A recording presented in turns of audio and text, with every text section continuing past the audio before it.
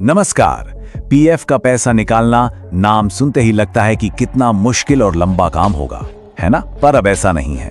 आज हम यही देखने वाले हैं कि कैसे प्रोविडेंट फंड का पैसा सिर्फ कुछ मिनटों में सीधे फोन से ही निकाला जा सकता है।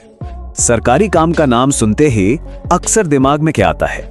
लंबे लंबे फॉर्म्स, दफ्तरों के चक्कर और ढेर सारा टाइम, राइट? बहुत से लोगों के लिए पीएफ निकालने का प्रोसेस भी कुछ ऐसा ही है, एक बड़ी चुनौती जैसा लगता है। लेकिन सोचिए, अगर कोई ऐसा तरीका हो जो इस पूरे काम को एकदम आसान बना दे। जी हाँ, यहीं पर काम आता है उमंग ऐप। ये एक सरकारी ऐप है जो इस मुश्किल से दिखने वाले काम को सच में सिर्फ 5 मिनट का बना देता है। चलिए देखते हैं ये कैसे होता है। तो ठीक है, प्रोसेस शुरू करने से पहले कुछ जरूरी चीजें चेक कर लेनी चाहिए। मतलब एक तरह की प्री फ्लाइट चेकलिस्ट, ताकि सब कुछ स्मूथली हो जाए। देखते हैं क्या क्या तैयारी करनी है।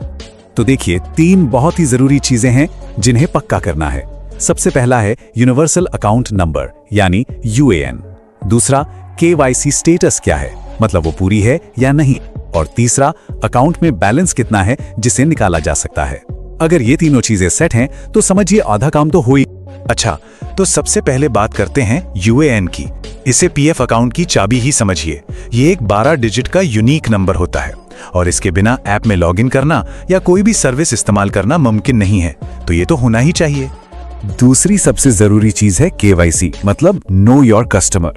ये एक आइडेंटिटी वेरिफिकेशन प्रोसेस है जो अब मैंडेटरी है। तो ये पक्का कर लेना है कि ऐप में केवाईसी स्टेटस वाई यानी यस दिख रहा हो।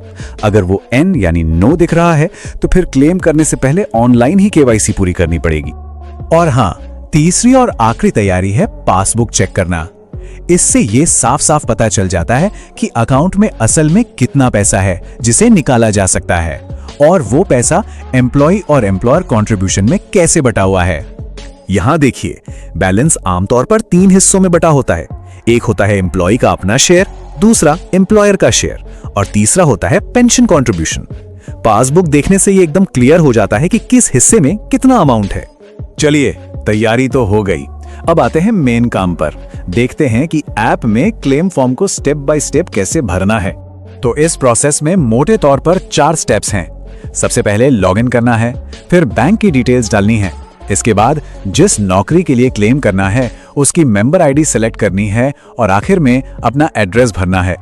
यहाँ एक बात का खास ध्यान रखना है, बहुत जरूरी है ये। जो बैंक अकाउंट नंबर यहाँ डाला जा रहा है वो बिल्कुल वही होना चाहिए जो केवाईसी के साथ लिंक है। अगर ये मैच नहीं हुआ तो क्लेम रिजेक्ट हो सकता है।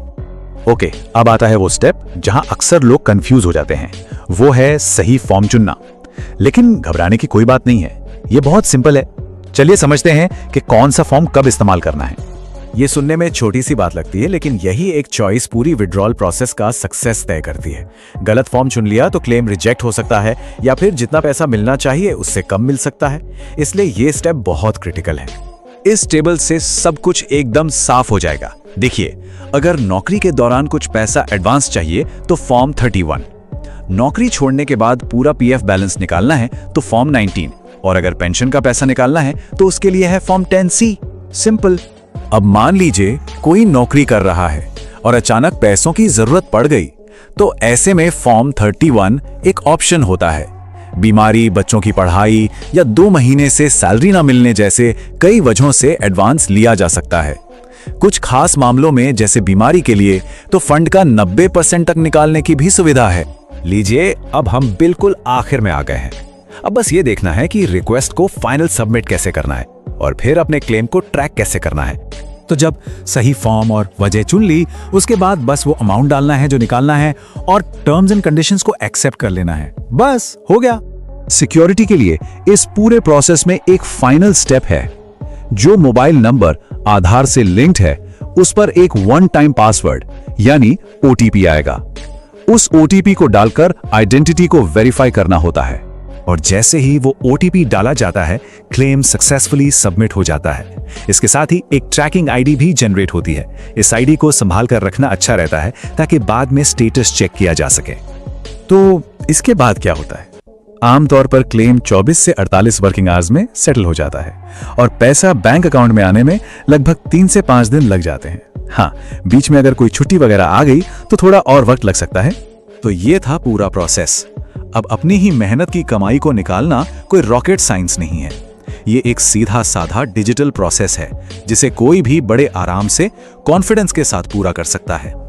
इससे एक सवाल जरूर मन में आता है ना कि जब टेक्नोलॉजी ऐसे मुश्किल कामों को इतना आसान बना सकती है तो ऐसी और कौन-कौन सी सरकारी प्रक्रियाएं हैं जिन्हें इसी तरह सिंपल बनाया जा सकता है। ये सोचने वाली बात है।